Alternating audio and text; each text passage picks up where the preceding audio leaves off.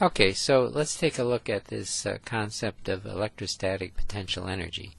Just want to remind you that this is not the same as electrostatic potential, but the two are related, and so we'll talk about that relationship in a little bit.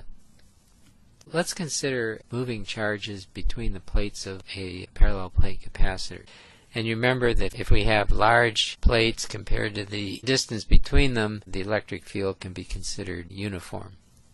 We have these 2 points on the plate, so at the plus plate we have A, and down here on the minus plate we have B, and we're going to be talking about moving A to B. And because this is a conservative field, it doesn't matter which path we take, so we could in fact just take this straight line here, and I think that's the easiest one to imagine. So if we look at the force on a positive test charge, that would be in the minus Q0E times the Z hat.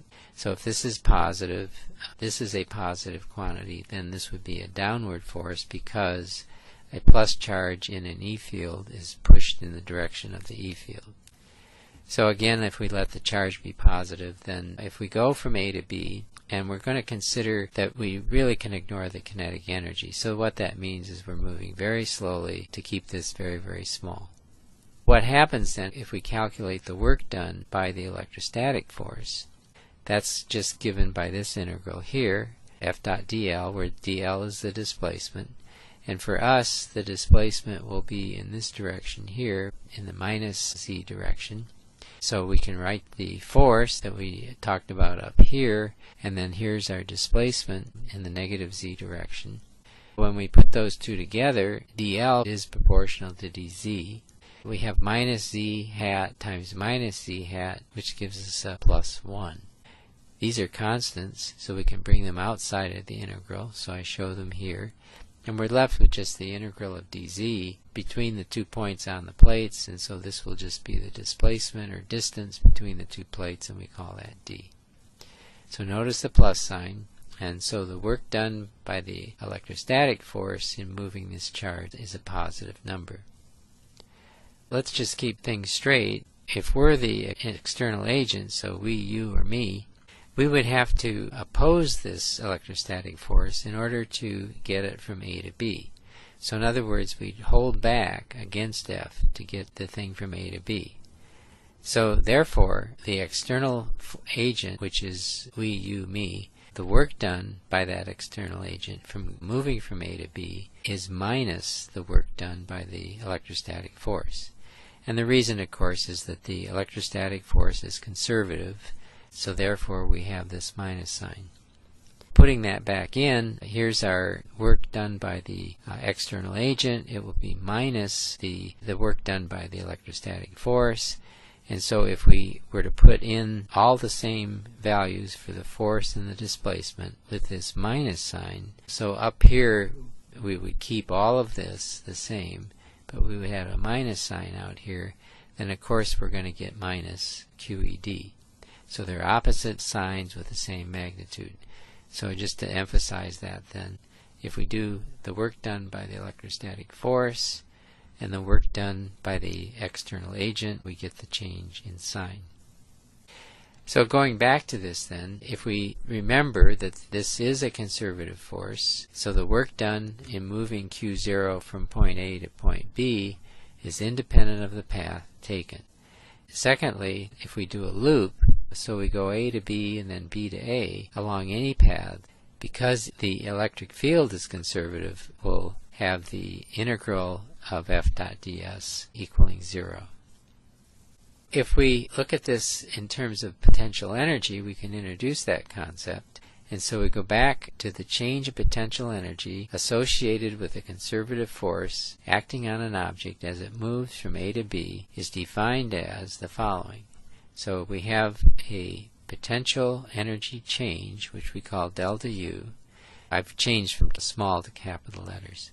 We have this change in potential energy, and that's equal to the work done by the electrostatic force with the minus sign. So what that means is that this change in potential energy is actually the work done by the external agent. And we'll see why that's important, because if we look at the choice of signs, it guarantees that if you go against the force, that you'll get a positive change in the electrostatic energy. And of course vice versa, if you go with the force, then you'll get a negative delta U.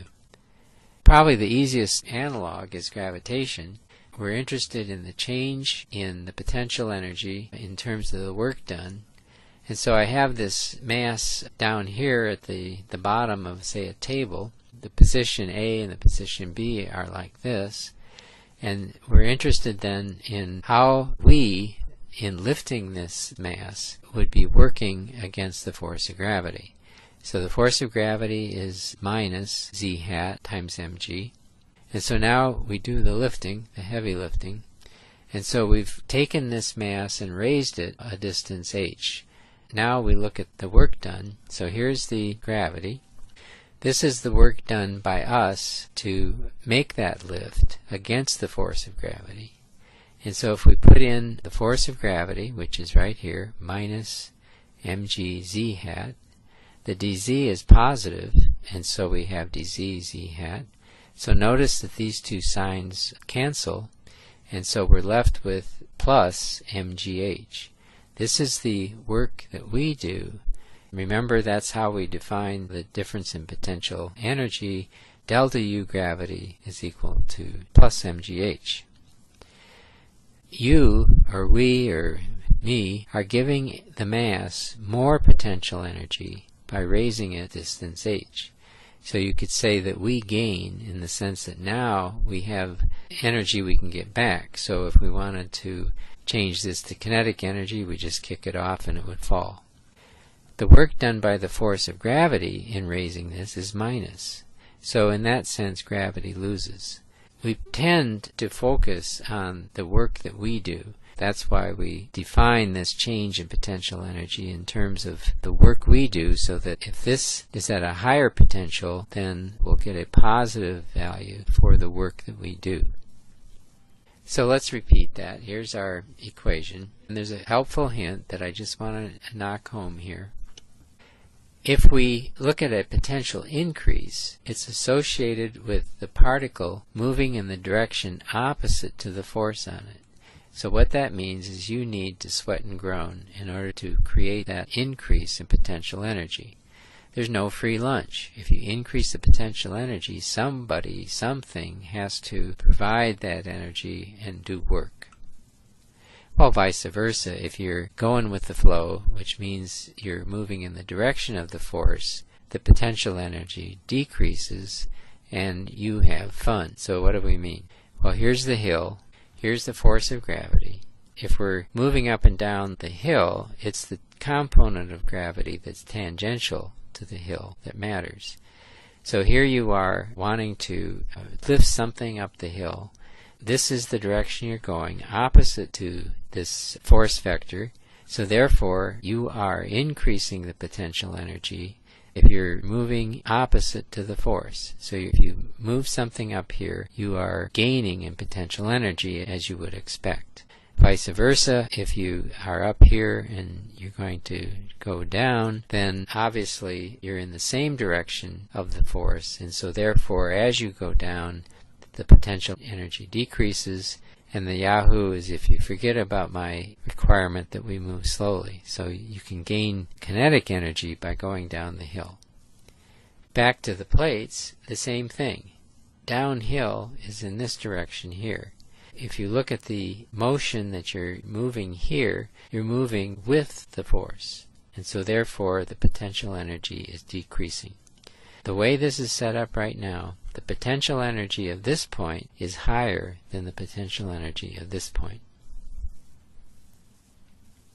The question is, if you have this equation here, and for example, moving Q0 around such that let's suppose we increase the electrostatic potential energy of the charge, the question is, where is it stored?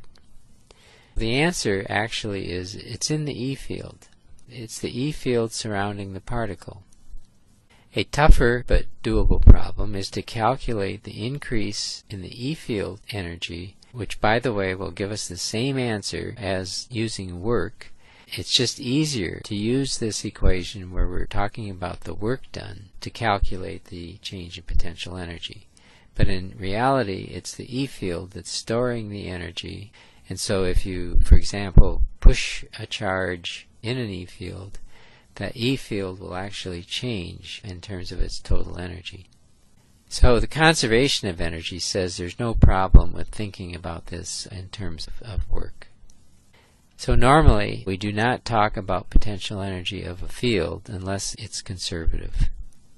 Let's take a case where we have two charges. So we have this Q1 located here, and we have a test charge Q0 located here. I'm going to just call the vector between Q1 and Q0, I'm going to call it R1 to 0, like this. So that's a vector here. And so there's a unit vector that just is parallel to that you're familiar with. If we look at the force on Q0 due to the field that's due to the Q1, then this is just the statement for any field what the force on a point charge would be in that field. However, if you look over here, the field is very simple. It's equal to 1 over 4 pi epsilon naught Q, this should be Q1, divided by R squared, where R is the distance between Q1 and Q0. If you wanted to, we could put here 1 to 0 for that R. If you put the Q0 here, it would just be Coulomb's law. So this is the Coulomb force between the two charges. So the force on Q0 due to the field generated by Q1 is this equation here. Let's displace the charge Q0 along this line, so we'll stay radial, and we'll go from point A to point B. In doing that, the work done to move Q0 against the field due to Q1 is equal to the work that we do, which is minus the integral of the electrostatic force dotted into dl. This assures that if we are pushing in a direction against the force, we'll get a positive number. In this case here, you can just see intuitively that if this is plus and this is plus, we're going downhill. So now we put in our force, which we've defined up here, and so that's this much of it. And then we dot that into the displacement vector. Well, we're going along the vector r1 to 0. So that's in the direction of r hat 1 to 0. So we have the dot product of these two unit vectors, which we know is just 1. Then the other thing, this is what I just said, that the displacement is equal to the magnitude dr times this unit vector. So that's this right here. This is just repeating what I just said. So now let's do the rest of the problem. So here's our equation. Here's the dot product of the unit vectors. Here's our minus sign. So we can bring out all the constants, which is all of this. We keep the minus sign. And so now we're integrating dr over r squared from the beginning r sub a to the final r sub b. So when you do that integral, you get 1 over r sub a minus 1 over r sub b. Remember this minus sign. Okay, we could leave it there, or we could just write it in terms of the difference in potential energy, which is equal to this quantity, because it's equal to plus the work that we do. We can switch the minus sign by just switching the order over here, so we'll make it plus, and so we'll have 1 over r sub b minus 1 over r sub a. If you look here, we have this complex constant here with 1 over r sub b right here, and then we have another set of factors with 1 over r sub a. So we can define this as u sub b, and we can define this as u sub a. We generalize by dropping the subscripts and just say that the potential energy of two charges, here Q1, Q0, with the separation r is given by the potential energy of two charges with separation r is just equal to the same constant times 1 over r. So you can see what we did. We just dropped the subscripts, and that gave us this potential energy. One thing to realize is that if we go and separate the two charges with an infinite separation, we get 0, because the r would go to infinity, and so therefore the potential energy for the case of two charges interacting, we would get 0. The other thing is that the signs of the charges gives this potential energy the correct sign. So if they're equal signs, so both plus or both minus, we get a plus term here. If they're of opposite sign, we get a minus sign here. And so that has an impact in terms of how those charges are going to act. Are they going to attract or are they going to repel in terms of potential energies? So the potential energy differences really are the only physical quantities of value. You can always add a constant, by the way, to the U. If, for example, if you don't want a negative U, you can add a constant to make it all positive. Well, let's take a look of a single charge, which we'll call Q0, with respect to several other charges. And so I'm talking about a Q1 to Qn, in general Q sub I, and those are in fixed positions. So I have something like here. Here's Q1, Q2, could have a bunch more. We put a test charge brought into position. The test charge is here, and we have R1, R2, R3 as the distances between Q0 and Q sub I. So Q1, Q2, Q3. Okay, so what is the potential energy of Q0 with respect to just one of the other charges? Let's say Q sub I. Remember, that's the work done to position Q1.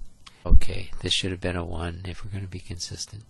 So that's given by this equation here. So U, Q1, Q0 as a function of R is equal to this quantity here. So we're talking about these two charges right here. Because the forces in the E field superimpose, we can add the U's for I from I equal 1 to N. So this gives us the potential energy of the charge Q0, and R sub I is the distance between Q0 and Q sub I. So here's the result. The potential energy of Q0 due to the other Q's is equal to Q0 times the sum of Q sub I over 4 pi epsilon naught 1 over R sub I. And what I've done is I've factored out the Q0 to give this expression here. And what we're going to find is that this quantity here is an important concept to give us potential energy in terms of Q0 and the rest of the charges. So let me summarize. Here's our two charges that we talked about. The potential energy of two charges with separation R is given by this equation here. If we have the potential energy plot, we're just plotting this quantity here as a function of R. If we have equal charges, this looks like this. Let's say you're moving towards the position of Q, and Q0 is moving in like this. So if they're the same charges, then we will be opposing the force. And so therefore our potential energy goes up as we decrease the R. If they're opposite sign, we're actually being attracted towards Q. So Q0 is being attracted to Q1. So that means we're going in the direction of the force, and so our potential energy has to decrease. And so it decreases with that 1 over R dependence. If you're the charge and you put the charge here and you have opposite signs, you let go, you get Yahoo. It accelerates towards the Q1. If you're here, you've got to push it up the hill. You have to push it against the opposing force, and so therefore your potential energy goes up. Obviously, if you're here and you let go, then it's Yahoo again. So you can see then that the sign of Q1 and Q0 take care of whether or not this increases or decreases as you decrease or increase little r. In terms of multiple charges, you have the potential energy of Q0 in the presence of all these charges, and so that will be equal to Q0 times this summation right here. I'm hinting at this has something to do with the electrostatic potential. One other thing to remember is that all of this yields a scalar, so the potential energy is a scalar. And if you look up here, there's no vectors here. There's no vectors here. So it's all just magnitudes, and that gives you a scalar function for the potential energy. So next time I will talk about electrostatic potential, and we'll probably start with one of the equations which we've just derived.